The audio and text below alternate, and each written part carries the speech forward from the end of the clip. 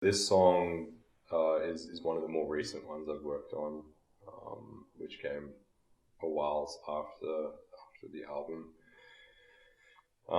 And yeah, it was, I think, a couple of years now. It was just before lockdowns, really. There was this beautiful soul that many of us had the absolute privilege of being in his presence. He was just such a vibrance, and just such a heart, like the biggest heart. Um, and his name is Doug, and he really stood in as this kind of, I guess, archetype for so many of us on many different ways. Whatever I think we needed, he was this incredible chameleon energetically. Well, he wasn't. It's just who he was authentically, but he was such a big space that he could fill, so many gaps in us. And he was a real father figure and mentor to a lot of our little group, and a real supporter. Like he had I think, a real gift of vision of just life and consciousness and community, and it was really important for him that he let us know how important we were to him, and how important all of our individual efforts and journeys are through a greater, larger piece of the puzzle of living, I guess, here on this earth.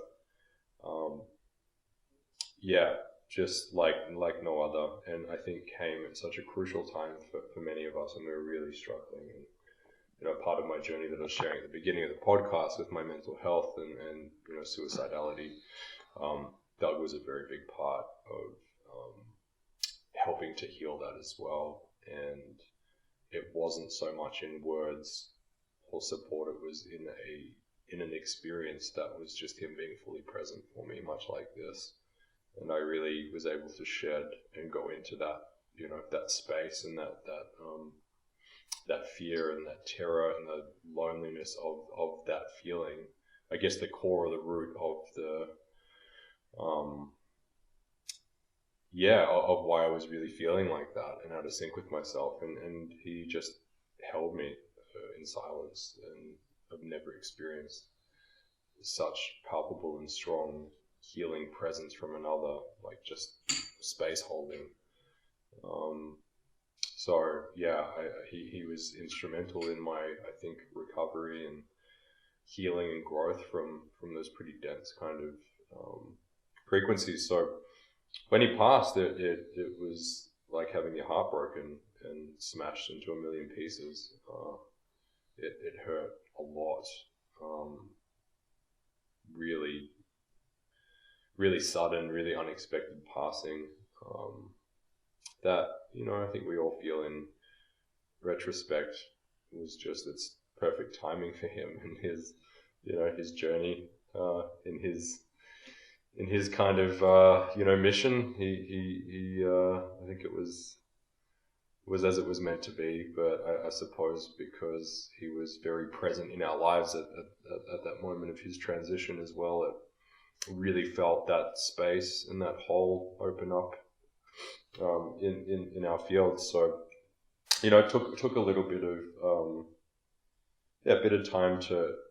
We didn't want to grieve, obviously, but also wanting to celebrate his energy, and I guess what he was here instilling in us, and I guess to try and continue that work, within each other and ourselves, and to honor him that way and to love him that way. So, and obviously a part of my expression is music, and because it's a form, or it's a medium that can be somewhat immortalized.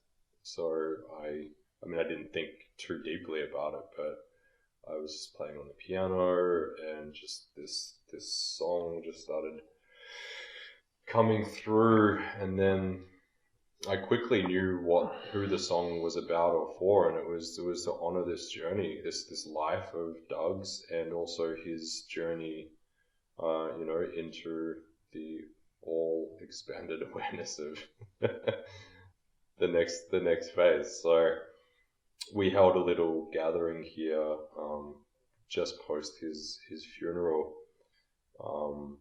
to honor him, I guess, and to pay our respects and to remember him, a small pocket of us. So this song, I at that time had kind of only just come out, and performed it kind of live for everyone, and that felt really beautiful to be able to do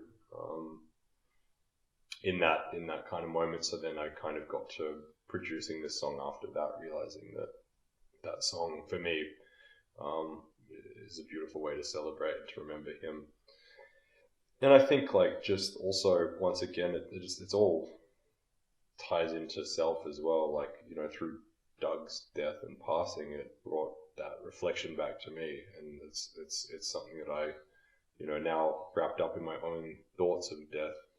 Doug is within that as well, thoughts with him. So I feel like this song to me once again represents a dying to some degree, but maybe in a more hopeful, optimistic sense than the song that I shared with you, that was maybe the darker version of death. This feels, I think this expresses a way or a feeling of how I would like death to be.